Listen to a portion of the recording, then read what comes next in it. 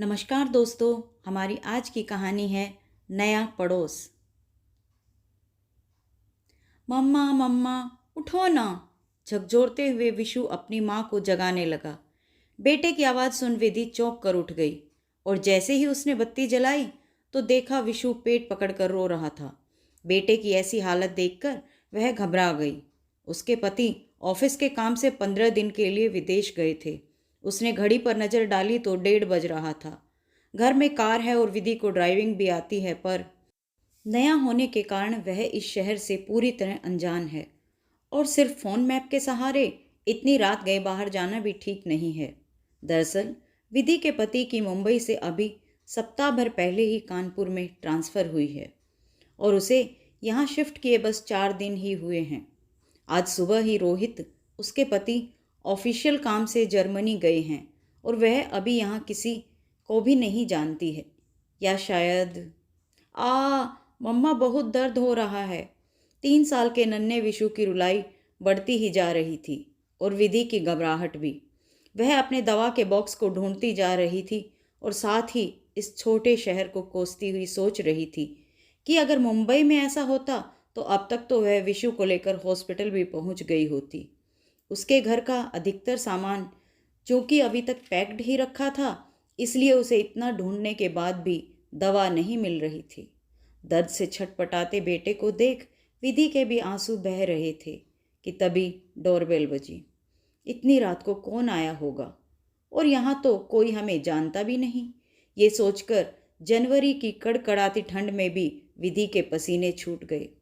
तभी बेल दोबारा बजी और साथ ही साथ कोई जोर जोर से दरवाज़ा भी खटखटा रहा था और आवाज़ भी लगा रहा था। बेटे को गोद में उठा डरते हुए वह मेन गेट की तरफ आई तो उसे सुनाई दिया कोई कह रहा था, विधि बेटा, सब ठीक है ना? हम सामने के घर वाले मिश्रा अंकल आंटी हैं। बेटा दरवाज़ा खोलो। आवाज़ सुन थोड़ी तसल्ली होने पर खुद को संभालते हुए जब उसने दरवाज़ा खोला तो बाहर सामने के मकान वाले बुजुर्ग दंपत्ति खड़े थे। विधि के कुछ पूछने से पहले ही बुजुर्ग महिला ने विशु को प्यार से दुलारते हुए रोने का कारण पूछा। जब विधि ने कहा कि पेट दर्द है तो शायद श्रीमती मिश्रा की समझ में सब आ गया और माँ बेटे को तसल्ली देते हुए उन्होंने कहा, घबराओ मत बेटा, कई बार बच्चों को बाहर का खाना हजम नहीं होता तो ऐसी परेशानी हो जाती है। हींग के पानी और अजवाइन की एक पोटली से सब ठीक हो जाएगा। तुम बस मुझे थोड़ी हींग और अजवाइन ला दो। विधि एक तो मिश्रा दंपत्ति की बेतकल्लुफी से कुढ़ी जा रही थी और ऊपर से उनका ये घरेलू नुस्खा जरा भी नहीं जचा उसे। और जचता भी कैसे? आखिर वो ठहरी एक पढ़ी लिखी आधुनिक माँ जो एक मामूली खरोंच तक के इलाज के लिए भी एक डॉक्टर पर ही भरोसा करती थी, पर अब इसके सिवा और कोई चारा भी नहीं था उसके पास। सो मन ही मन बड़बड़ाती किचन की तरफ चल पड़ी।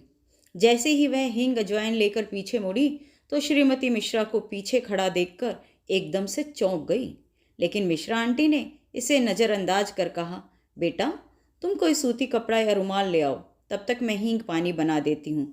विधि हैरान से उन्हें देखती हुई कपड़ा लेने चली गई और जब तक वह लौटी तब तक मिश्रा आंटी ने हींग पानी बनाकर तवा भी गर्म कर लिया था। उन्होंने कपड़े में अजवाइन लपेट जल्दी से पोटली बना उसे तवे पर रख हल्का गर्म किया और रोते विशु को हींग पानी पिलाकर उसे गोद में लिटा अजवाइन की गर्म पोटली से लगी उसके पेट की सिकाई करने। विशु अभी भी रो रहा था और विधि लाचार बनी सोच रही थी, कैसे पड़ोसी हैं जो एक तो ऐसे ही बिन बुलाए घर में घुस आए और ऊपर से डॉक्टर बुलाने की बजाय अपने ही नुस्खे आजमा रहे हैं। भला आज के ज़माने में कौन ये बाबा आदम के ज़माने का इलाज करता है? बस बहुत हुआ, अब मैं और सहन नहीं करूँगी। सोच जैसे ही विधि कुछ कहने वाली थी कि तभी उसका ध्यान विशु की तरफ गया, जो अब तक इतना रो रहा था वो अब ऐसे चैन से सो रहा था जैसे कुछ हुआ ही नहीं। तभी उसे बिस्तर पर लेटाते हुए मिश्रा आंटी ने कहा, अभी आराम से सोएगा, हम चलते हैं, तुम भी आराम करो और हाँ, हमारा फ़ोन नंबर ले लो, अगर कोई भी ज़रूरत हो तो बेझिझक फ़ोन करना, कहकर अपना नंबर दे हुए लोग जाने लगे। तो विधि ने उन्हें रोकते हुए कुछ कहना चाहा तो मिश्रा आंटी ने बीच में ही टोकते हुए कहा, रात बहुत हो गई है, कल सुबह नाश्ता तुम दोनों हमारे साथ करना, तब बातें भी हो जाएंगी। अब हम चलते हैं। उन्होंने इतने प्यार और अपनेपन से कहा कि विधि मना नहीं कर पाई। मिश्रा दंपति जा चुके थे और साथ ही विधि की नींद भी। बिस्तर पर पड़े पड़े वह 4 दिन पुरानी बात याद कर रही थी, जब इस घर में आकर वे लोग सामान ही उतरवा रहे थे कि तभी एक बुजुर्ग दंपति हाथ में चाय और नाश्ते की ट्रे लेकर वहां आए थे और अपना परिचय मिस्टर एंड मिसेज मिश्रा के रूप में देकर बताया था कि वे सामने वाले घर में रहते हैं। रोहित ने तो उनसे बहुत खुशी से बातचीत की थी, पर विधि ने अपने व्यवहार से दर्शा दिया था कि उसे उनका इस तरह से आना जरा भी पसंद नहीं आया। उसने देखा था कि बुजुर्गों ने उसकी मंशा समझकर भी उसका बुरा न मान उन्हें रात के खाने के लिए आमंत्रित किया था। रोहित क्योंकि मुझे अच्छी तरह से समझते थे, तो उन्होंने बड़ी सफाई से बिना उनकी भावनाओं को ठेस पहुंचाए उसको बाद के लिए टाल दिया था। तब से आज तक वे लोग जब भी सामने आए बड़ी ही आत्मीयता से मिले, लेकिन विधि ने हमेशा रुखाई ही दिखाई। दरअसल विधि मुंबई जैसी मेट्रो सिटी में पली बड़ी है और बचपन से उसके कुछ संस्कार और कुछ आस पड़ोस का असर था कि पास पड़ोस से कोई संबंध रखना वह अपनी निजता में दखल समझती।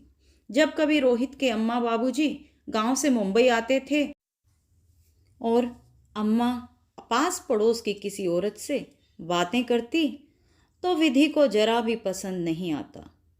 यही कारण है कि आजकल उन लोगों ने मुंबई आना न के बराबर कर दिया था और विधि भी उन्हें बुलाने से कतराती थी। देखा जाए तो सारी गलती विधि की भी नहीं थी। दरअसल जिस हाई सोसाइटी में वह रहती थी, वहाँ किसी को किसी से कोई भी मतलब नहीं होता। लोग अपने में इतने व्यस्त होते हैं कि नए को तो छोड़ो, कई बार तो सालों से पड़ोस में रहने वाले पड़ोसी का भी नाम नहीं पता होता। ऊपर से कोई सामने से जान पहचान बनाने की कोशिश करे भी तो उसे कोई भाव नहीं देते, और ज़्यादा कोशिश करने वालों को तो गंवार समझा जाता है। दिन भर मौज मस्ती में व्यस्त रहने वाले लोगों को बीमार पड़ोसी का हाल पूछने की भी फुर्सत नहीं होती। किट्टी पार्टी में हंसकर गले मिलने वाली पड़ोसन विधि को उसकी सास के मिलनसार रवैये को लेकर कितना कुछ सुना देती थी। विधि भी तो तब वही सोच रखती थी। उसे याद है, एक बार जब उसे लगातार 10 दिनों तक बुखार हुआ था, तब किसी भी पड़ोसी ने हालचाल भी नहीं पूछा था, जबकि अभी ठीक से जान पहचान भी नहीं हुई है। फिर भी इन लोगों ने आज कितनी मदद की है उसकी। अपने सास ससुर के जिस व्यवहार से उसे शर्मिंदगी होती थी, आज उस पर गर्व हो रहा था। उसका ससुराल कानपुर से घंटे भर की दूरी पर भी नहीं है, लेकिन उसने अभी तक अपने सास ससुर को यहाँ पर नहीं बुलाया है। सोचते हुए वह अचानक से उठ बैठी और समय देखा तो 5 बज रहे थे। उसने तुरंत अपने गांव के एड्रेस पर एक कैब बुक करवा दी। लगभग आधे घंटे बाद जब वह नहा धोकर तैयार हुई, तो ये सोचकर कि कैब गांव पहुंचने वाली होगी, उसने अपनी सासू माँ को फ़ोन मिला दिया, क्योंकि विधि जानती थी कि वे लोग सुबह जल्दी उठ जाते हैं। लेकिन अचानक से इतनी सुबह अपनी बहू का फ़ोन देख सरला देवी किसी अनिष्ट की आशंका से घबरा गई और फ़ोन उठाते ही सवालों की झड़ी लगा दी। हेलो, क्या हुआ बहुरिया, सब ठीक है? मुन्ना, रोहित बिटवा और तुम सब कुशल से तो हो ना? हाँ अम्मा, सब ठीक है, विधि ने हंसते हुए कहा। वो क्या है ना बिटिया, इतनी सुबह तुम्हारा फ़ोन देख तनिक घबरा गई थी, सरला देवी बोली। उनकी आवाज़ में अभी भी एक बेचैनी थी। जानती हूँ अम्मा, जिस बहू ने आज तक कोई भी फ़ोन न किया हो, उसका इतनी सुबह यूँ अचानक से फ़ोन देख आप कितना घबरा जाएंगी। आपको यहाँ बुलाने की खुशी में मेरा इस तरफ ध्यान ही नहीं गया।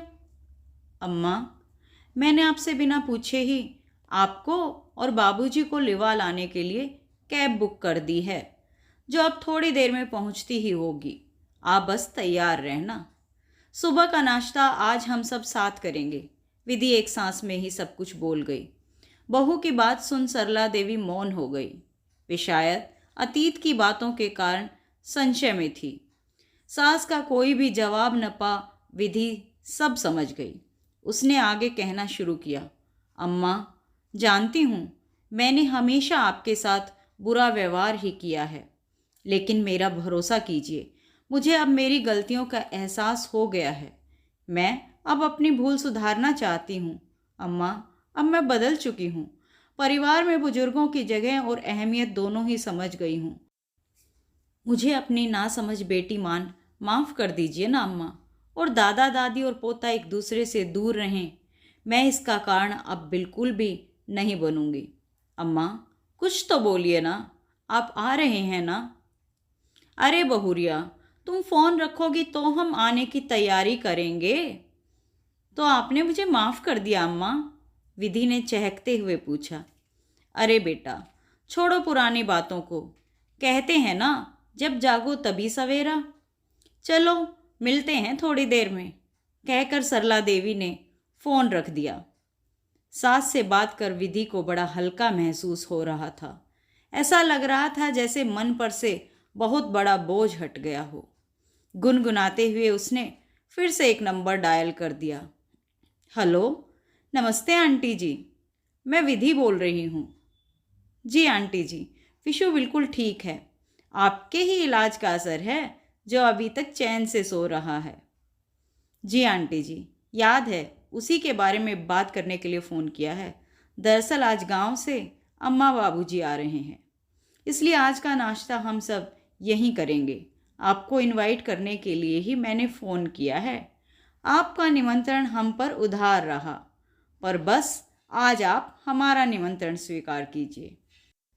कहकर विधि ने फ़ोन रख दिया और चल पड़ी रसोई घर की तरफ, सबके लिए स्वादिष्ट व्यंजन बनाने। इस नए वर्ष में रिश्तों की नई शुरुआत की खुशी उसके चेहरे पर साफ झलक रही थी। धन्यवाद दोस्तों।